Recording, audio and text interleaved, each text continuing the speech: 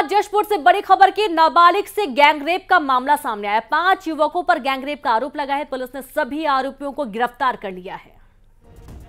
तो जशपुर से बड़ी खबर, जहां 5 युवकों पर गैंगरेप का आरोप लगा है। नाबालिग से गैंगरेप किया गया और पुलिस ने सभी आरोपियों को तुरंत एक्शन लेते हुए गिरफ्तार कर लिया है। जो नाबालिग के साथ इस घिनौनी वारदात को अंजाम दिया गया, इलाज किया जा रहा है और खतरे से बाहर नाबालिग है। 5 आरोपी गिरफ्तार कर लिए गए हैं।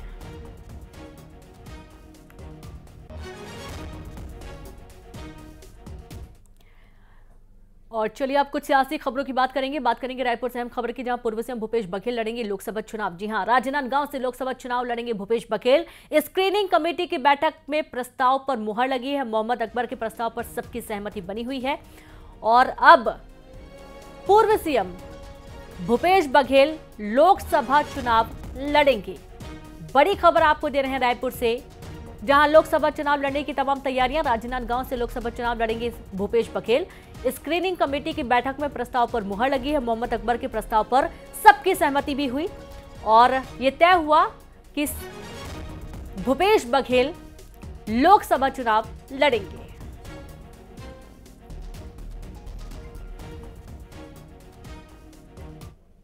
राजनांदगांव से लड़ते हैं वो, तो क्या देखिए, वो हमारे वरिष्ठ नेता है, हमारे मुख्यमंत्री रहे हैं और पार्टी जो तय करेगी उस हिसाब से सारे लोग काम करेंगे। नतीजे क्या आएंगे आपको लगता है कि लड़ते हैं तो?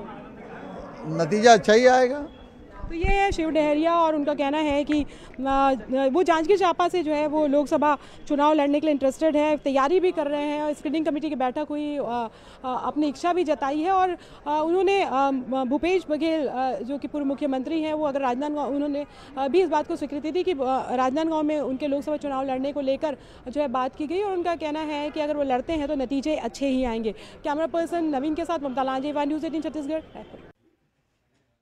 तो सुना आपने, नतीजे अच्छे ही आएंगे, पूरे विश्वास के साथ ये बात कही जा रही है। और पूर्व सीएम भूपेश बघेल के ऊपर एक बार फिर से एक बड़ी जिम्मेदारी, जहां पर वे राजनांदगांव से लोकसभा चुनाव लड़ने की तैयारी अब करेंगे। स्क्रीनिंग कमेटी की बैठक के दौरान ये प्रस्ताव लाया गया था और इस प्रस्ताव पर अब सबकी सहमति बन गई है और ये तय हुआ है कि भूपेश बघेल अब लोकसभा चुनाव राजनांदगांव सीट से लड़ेंगे।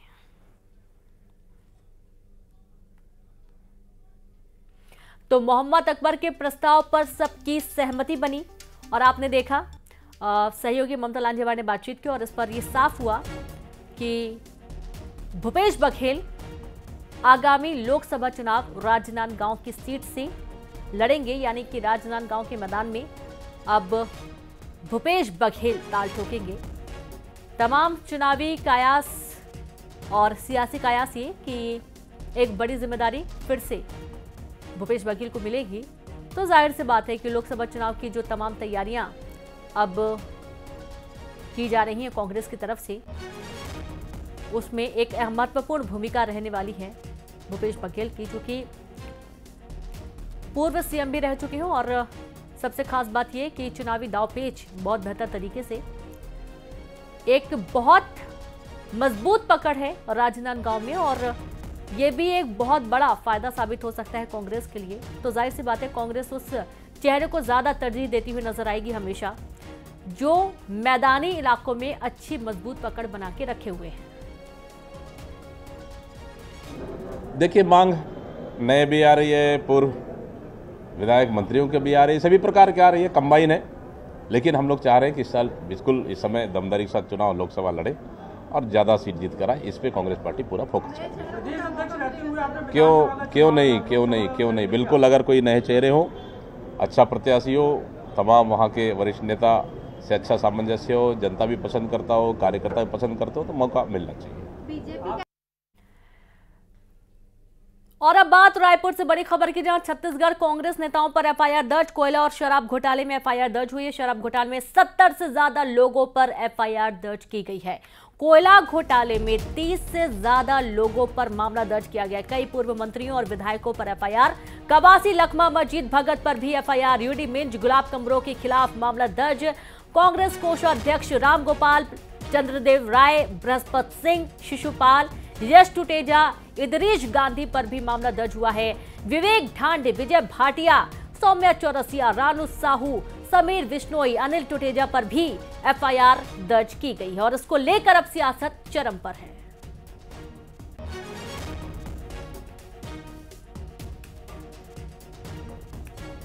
तो आप ये देखिए कि कई सारे आरोप प्रत्यारोप का दौर भी शुरू हो चुका है। शराब पर झूमी सियासत और इस सियासत में कांग्रेस बीजेपी के प्रमुख चेहरे अब आपको देखने को मिलेंगे जो कि बयानबाजी कर रहे हैं। कई पूर्व मंत्री और बड़े पद पर आसीन कांग्रेस के नेताओं के ऊपर एफआईआर दर्ज की गई है। तो शराब और कोयला घोटाले में कांग्रेस नेताओं के खिलाफ केस दर्ज होने पर पूर्व सीएम भूपेश बघेल का बयान आया। उन्होंने कहा कि 3 साल से ईडी और आईटी जांच कर रही है। एसीबी को अब कहा है कि एफआईआर करे। जब ईडी और आईटी जांच कर रही थी तब ना यूडी मिंज का नाम था, ना अमरजीत भगत का नाम था। अचानक से एसीबी ने केस रजिस्टर कर लिया और सबका नाम भी लिख दिया। भूपेश बघेल ने कहा कि यह कांग्रेस के नेताओं को बदनाम करने की साजिश है। 3 साल से आईटी और ईडी जांच कर रही है और इस जांच करने के बाद अब एसीबी को उन्होंने कहा कि इसमें एफआईआर करें। जब ईडी जांच कर रही थी, आईटी जांच कर रही थी, तब इन लोगों का न यूडी मिंज का नाम था, न अमरजीत भगत का नाम था, न गुलाब कमरों का नाम था, न ही कवासी लखमा का नाम था। तो सुना आपने भूपेश बघेल का बयान। और उधर पूर्व गृह मंत्री ताम्रध्वज साहू ने कांग्रेस नेताओं पर एफआईआर दर्ज होने पर आपत्ति जताई। उन्होंने कहा कि इस तरह से कांग्रेस को लोकसभा चुनाव में फायदा हो सकता है। 2 महीने नहीं हुए हैं और इस प्रकार की ताबड़तोड़ जो की जा रही है वो उचित नहीं है। हमारा जहाँ तक प्रश्न है कांग्रेस का, लोकसभा चुनाव में इसका कोई असर नहीं होगा, उल्टा ज़्यादा मजबूती से। तो शराब और कोयला घोटाले में कांग्रेस नेताओं के खिलाफ केस दर्ज होने पर पूर्व सीएम भूपेश बघेल के बयान पर बीजेपी ने पलटवार किया। डिप्टी सीएम विजय शर्मा ने कहा कि जो हो रहा है वो कानून के दायरे में हो रहा है, इस पर उंगली उठाना गलत है। साथ ही महादेव ऑनलाइन ऐप के संचालकों पर भी कार्रवाई के मामले में विजय शर्मा ने साफ किया कि नए कानून का इंतजार है, उन पर भी जल्द कड़ी कार्रवाई होगी। आवश्यकता है जो आगामी आने वाला कानून हमको दे सकता है। लंबी फहरिस्त हो सकती है, ऐसा है। मैं सोचता हूं कि और थोड़ी प्रतीक्षा की आवश्यकता है। नए कानून के इम्प्लीमेंटेशन के बाद जो इंडियन पीनल कोड के जगह में भारतीय न्याय संहिता आ रही है और उसमें ये प्रावधान है कि जो एक्यूज्ड है वो अनुपस्थित है तो भी सुनवाई हो सकती है। वर्तमान कानून प्रावधानों में ऐसा नहीं है। तो अगर कोई दुबई में भी छुपा होगा तो यहाँ पर सुनवाई उसकी हो जाएगी और उस आधार पर उसके सज़ा भी निर्धारित हो जाएगी। ईडी के वेबसाइट पर जाके आप उसका प्रेस नोट देख सकते हैं, जो है उसमें लिखा हुआ है, उसका खंडन करें। बस यूं ही कहना ये कोई औचित्यपूर्ण नहीं है। महादेव के आरोपों को कब राज कानून का हो, कानून सम्मत काम हो, ये ध्यान देना हमारा काम है। इसमें जो कुछ भी है वो कानून के दायरे में ही हो रहा है और वैसे ही होना चाहिए, इसमें कोई संशय नहीं है। अतिरिक्त कोई प्रयास करके किसी विषय पर करना ये कोई बात नहीं है।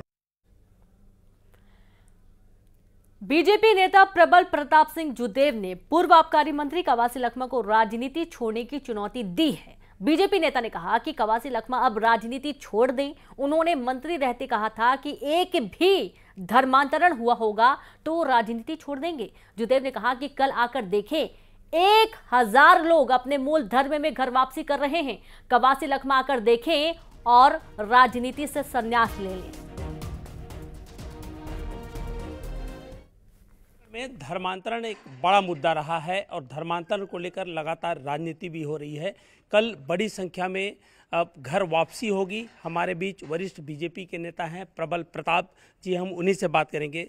सर, छत्तीसगढ़ में धर्मांतरण एक प्रमुख मुद्दा रहा है और कवासी लखमा ने कहा था कि अगर एक भी धर्मांतरण के केस होंगे तो मैं राजनीति छोड़ दूंगा। क्या कहेंगे उसे लेकर? कवासी लखमा जी को मैं कहना चाहूँगा कि कल लगभग 1000 लोगों की मैं घर वापसी करवा रहा हूँ। बागेश्वर धाम सरकार के आशीर्वाद से अगर उनमें थोड़ा सा भी आत्मसम्मान है तो वो राजनीति छोड़ देंगे। और मैं उन पास्टरों को कहना चाहूँगा जो ये राष्ट्र विरोधी गतिविधियां करते हैं धर्मांतरण की, कि अपना जो धर्मांतरण का जो खेल है वो तत्काल बंद करें, वरना मुझसे बुरा कोई नहीं होगा। ये राष्ट्र विरोधी ताकतों को हम मुंह तोड़ जवाब देंगे और धर्मांतरण के विरुद्ध घर वापसी अभियान पूरे भारतवर्ष में चलाएंगे। और कवासी लखमा जी, आप कल आइए इस कार्यक्रम में और देखिए जो आप कह रहे हैं वो बिल्कुल गलत है। और हमारे बागेश्वर धाम सरकार सनातन के ब्रांड एम्बेसडर हैं, आपकी तरह किसी पेय पदार्थ के नहीं। घर वापसी कार्यक्रम पिताजी के स्वर्गवास होने के बाद लगातार मैं कर रहा हूं। अभी तक 17,000 परिवारों को मैंने उनके पैर पखार करके उनकी घर वापसी कराई है और ये निरंतर मैं करता रहूंगा जब तक मैं जीवित हूं। कल कितने लोगों की वापसी होगी? कल लगभग 251 परिवार, लगभग 1000 लोगों की घर वापसी होगी। तो ये कह सकते हैं कि धर्मांतरण का मुद्दा लगातार छत्तीसगढ़ में छाया हुआ है, लेकिन कल 251 परिवार की वापसी होगी और घर वापसी का अभियान लगातार प्रबल प्रताप जुदे जी हैं वो लगातार करते रहेंगे और ये अभियान सतत जारी रहेगा। कैमरा पर्सन इमरान कुरैशी के साथ युगल तिवारी, न्यूज़ 18 रायपुर, छत्तीसगढ़।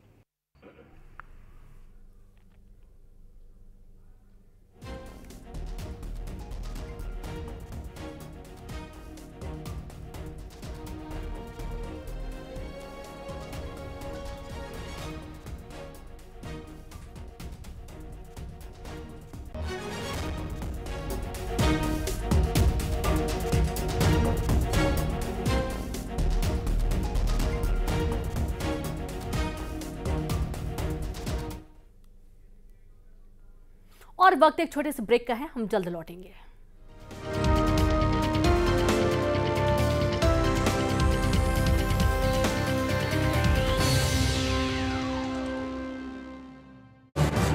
इस न्यूज